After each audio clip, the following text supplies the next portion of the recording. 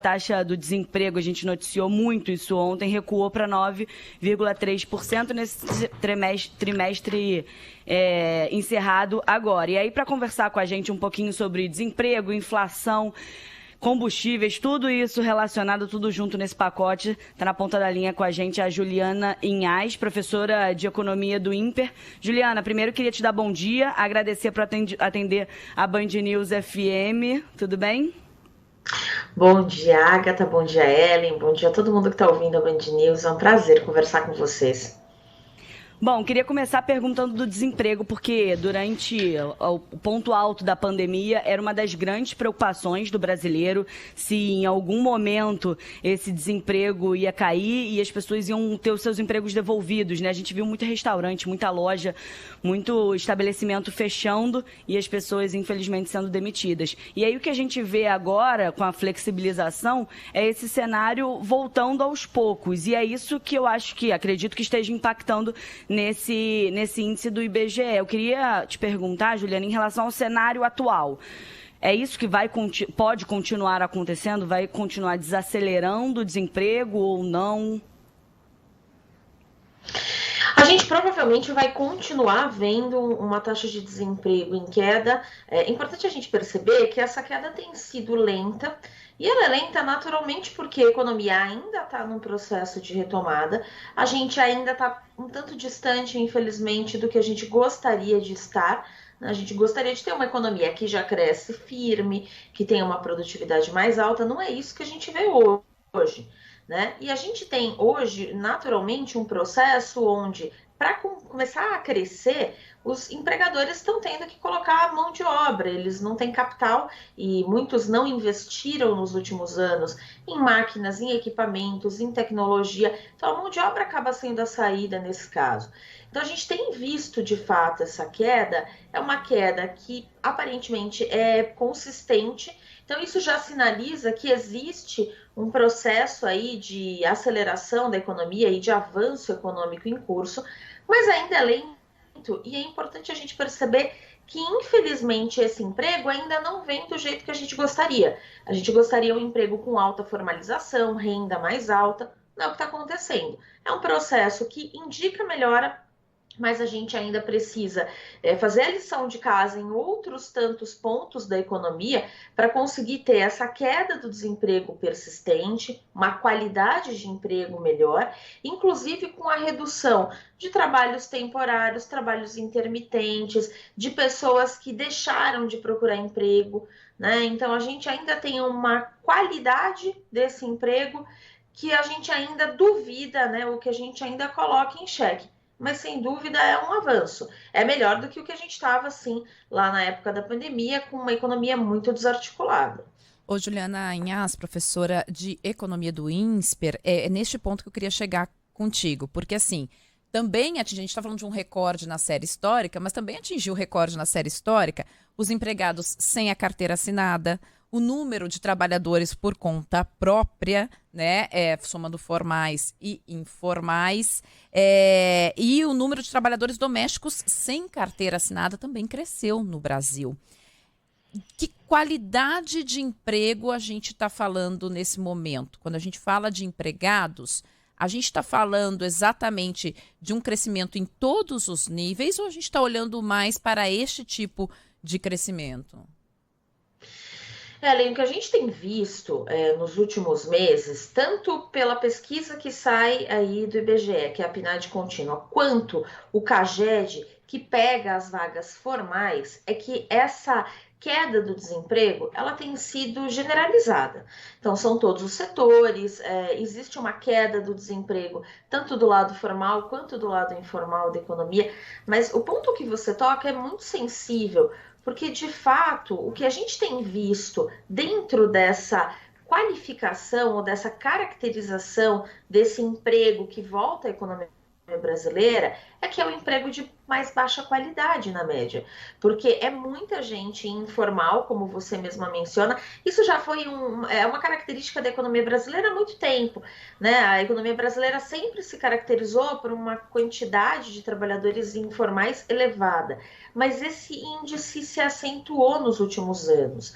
Então a gente tem hoje, de fato, um emprego de qualidade pior, né? Ou menor do que o que a gente gostaria de ter. Porque a gente tem muita gente sem carteira assinada, a gente tem muita gente desse lado informal, muita gente que hoje a gente caracteriza como empreendedor, né? Mas na verdade não é aquele empreendedorismo que a gente gostaria de ter, que é a pessoa que tem a opção do mercado formal, mas ela olha e entende que ela gostaria de ser o próprio patrão, ter o próprio negócio. Muita gente foi empurrada para essa qualificação de emprego, porque foi o que teve para se virar, para sobreviver. Então, de fato, é um emprego de qualidade ruim. Isso mostra para a gente que, apesar da gente estar voltando a índices de emprego, né, de empregabilidade, que são mais elevados e que indicam aí que o brasileiro está conseguindo se recolocar, na verdade é uma recolocação que não é a recolocação ideal, porque ele tem menos renda, ele tem menos seguridade, ele tem menos segurança em todos os aspectos dentro desse emprego. Então acaba virando uma qualificação de emprego um tanto pior e um bem-estar pior também, né? Porque são pessoas que muitas vezes não vão ter um seguro-saúde, elas não contam com nenhum tipo de garantia se ficarem desempregadas, porque muita gente não consegue pagar o que deveria para ter esse tipo de seguridade social. Então é uma qualificação, é uma qualidade, é um emprego de fato, infelizmente, ruim, que sinaliza o que é a economia brasileira hoje. É uma economia que tenta voltar a crescer, mas ainda tem inúmeras fragilidades.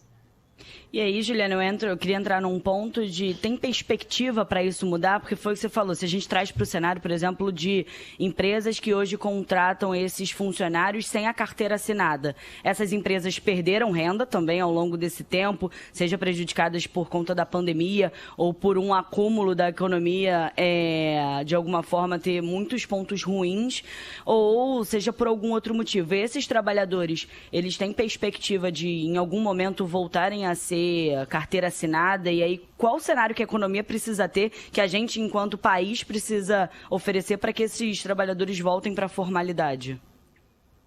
Olha, realmente hoje o que a gente tem é uma quantidade de empregados, né, e também de empregadores numa situação de extrema incerteza.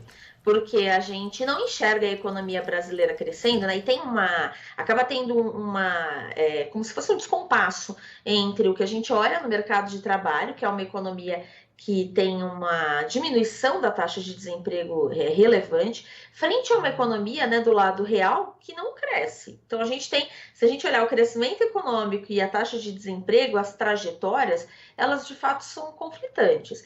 E isso mostra que a gente ainda tem realmente um grande caminho pela frente. Para que a gente consiga ter esses trabalhadores indo para o lado formal, com um emprego de maior qualidade, ou então que eles consigam estar, né, dentro dessa qualificação de empreendedores ou microempresários por quererem, na verdade a gente precisa ter o outro lado, que é o lado real, é esse lado da economia do PIB, que cresça. Hoje a gente não tem isso. Então a gente precisa, para fazer com que esse pessoal, esse contingente de trabalhadores consiga se recolocar melhor, primeiro uma economia que cresce. Para ter essa economia que cresce, a gente tem que resolver inúmeros problemas que ficaram desses últimos anos, que na verdade já vinham de antes da pandemia.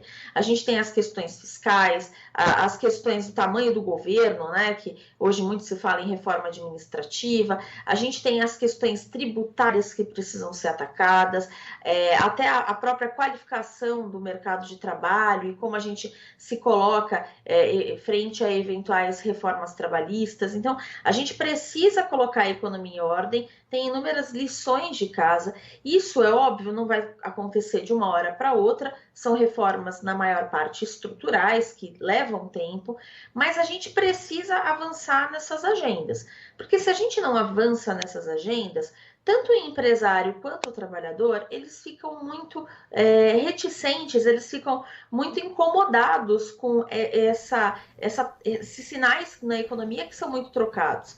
Então, o que eu estou querendo dizer, talvez de uma forma um pouco mais direta, é que os níveis de incerteza são muito elevados hoje. A gente não enxerga um caminho sólido para a economia voltar a crescer. Então, se eu sou um empresário, se eu sou um empregador, eu olho essa economia e não consigo, na maior parte das vezes, enxergar uma perspectiva de que vai ter um contingente interessante de pessoas para consumir o meu produto, para demandar o meu serviço. Então, eu não vou ter como apostar dentro dessa economia nesse ambiente de extrema incerteza. Então, eu não aposto. E aí, o não apostar significa eu vou tentar aumentar a minha produção, a minha venda, mas eu não vou tomar riscos que eu enxergo como desnecessários. Então, eu não vou contratar alguém informal, eu vou contratar alguém em meio período, eu vou contratar alguém que trabalhe por conta. Então, para que a gente tenha esse contingente de trabalhadores indo para a formalidade, a gente precisa melhorar as perspectivas econômicas para que esse investidor, esse empresário, veja ali a luz no fim do túnel, veja que existe alguém que vai sim consumir aquilo que ele vai produzir, e isso vai fazer com que a gente consiga passar para um emprego de maior qualidade.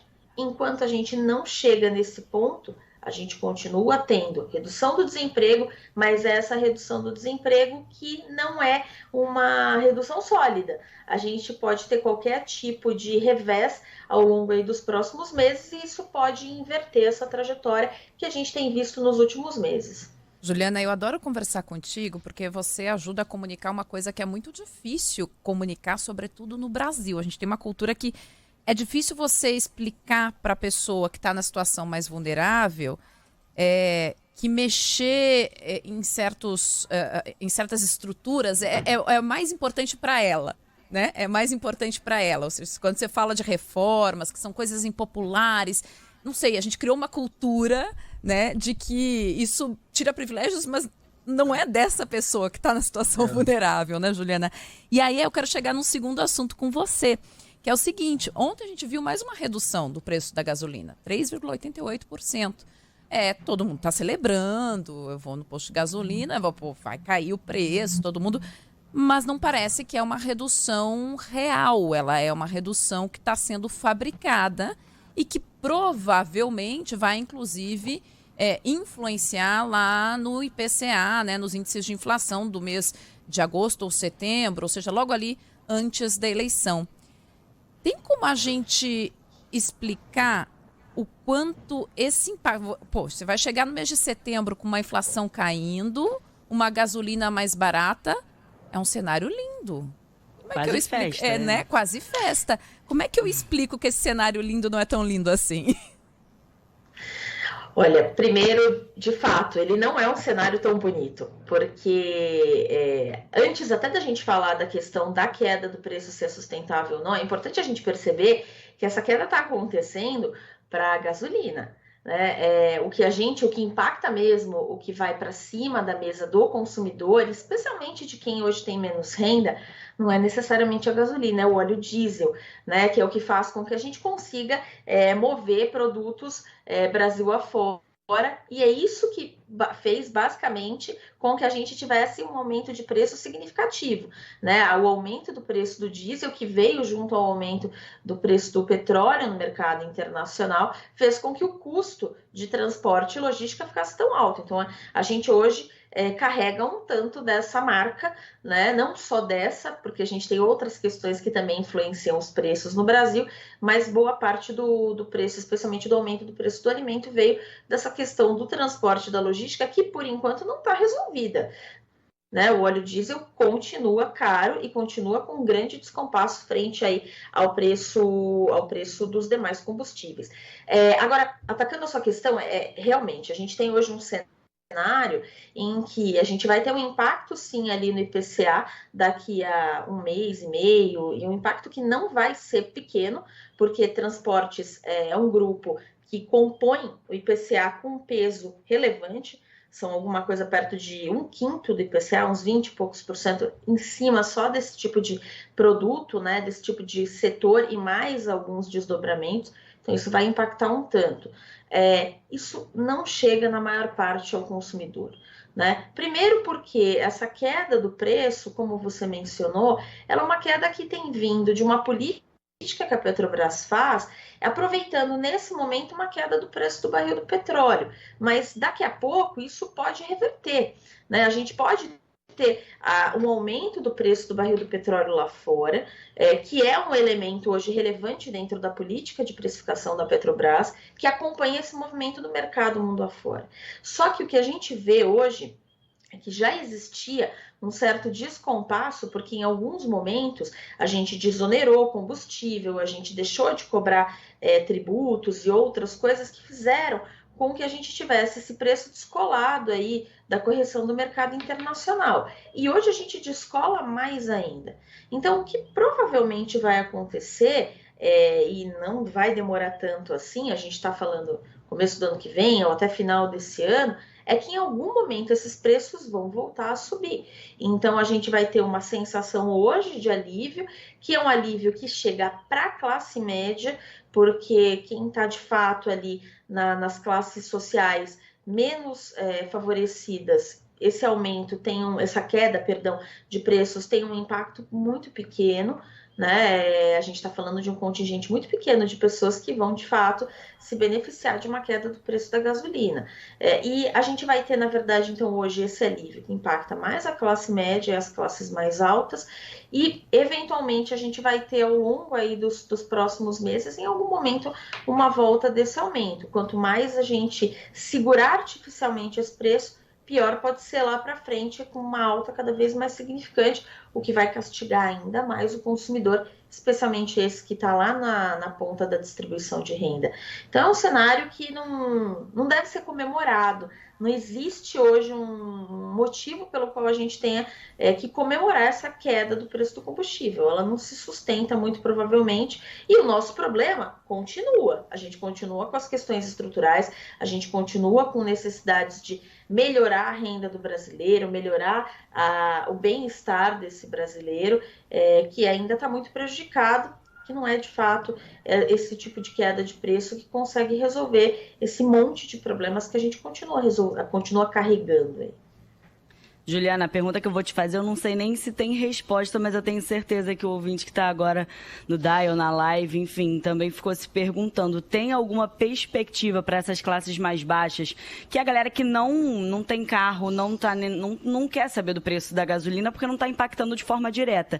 Essa parcela da população, para eles serem impactados e aí sentirem de alguma forma a diminuição de algum produto, e aí eu falo principalmente dos alimentos, né, que a gente vê hoje, está tudo muito caro no mercado.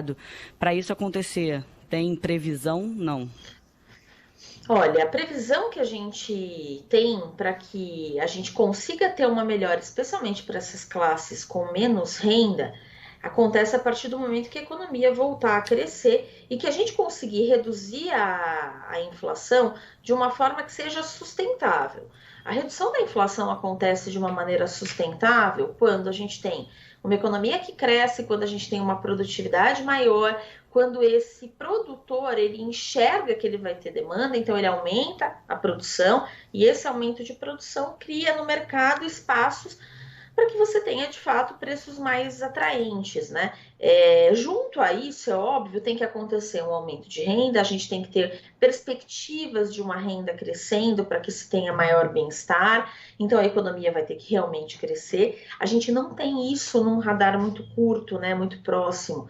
Até o final desse ano, reformas não vão sair, algumas talvez sejam debatidas, se alguma reforma ou alguma medida mais séria sair, vai sair ali na calada da noite, e não existe hoje muito espaço para uma agenda um pouco mais estruturante. Então a gente vai acabar empurrando isso para 2023, que não vai ser também um ano simples, não vai ser um ano fácil, porque vai ser o primeiro ano de um novo mandato, onde necessariamente, independente de quem sentar na cadeira em Brasília, vai querer mostrar algum tipo de efetividade, de tentativa de melhorar a vida dessa população, e a depender do que for feito, pode, na verdade, criar um espaço para que a gente tenha questões fiscais ainda mais complicadas no futuro próximo.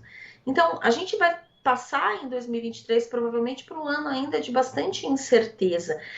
As previsões de crescimento um pouco melhores começam a aparecer de fato a partir de 2023, né? A gente está falando aí de 2024 para frente.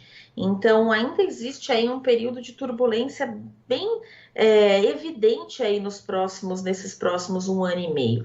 Então, essa perspectiva de ter uma população ali das classes, especialmente das classes C, D e E, melhor, com mais bem-estar, com mais consumo, ela não é tão sólida. E se ela acontecer, infelizmente ela vai acontecer de uma maneira não sustentável, que pode gerar problemas para esses mesmos consumidores dali para frente. Então, o que a gente pode, acho que hoje, falar para quem está nos ouvindo além dessa compreensão de que reformas são importantes, porque elas são feitas justamente para melhorar, especialmente, a vida desse consumidor que tem uma renda mais baixa, é que, na medida do possível, tente conter fazer as suas finanças, tentar fazer com que elas fiquem minimamente aí em ordem, porque 2023 ainda é um ano de bastante incerteza, a gente ainda não vê, infelizmente, essa melhoria no nosso radar. Ô, Agatha, um ouvinte nosso aqui, o Flávio Henrique, que ele é de Fortaleza, faz uma analogia que eu acho que é boa, viu, Juliana e Agatha? Ele disse assim, essa queda da gasolina, né, ou a possível queda da inflação, pode ser tipo uma série da Netflix, sabe? Pode ter uma temporada só. A gente não vai ver temporada seguinte. Pois não tem o continua. O pior é que ele tem razão. Gostei da analogia, acho que fica boa para a gente entender. Professora de Economia do INSPER, Juliana Inhas, quero te dar um feedback aqui publicamente, professora, sempre que você está no ar, é impressionante os elogios dos nossos ouvintes, quanto à clareza e o equilíbrio das tuas colocações. Muito obrigada, foi um prazer conversar contigo, viu?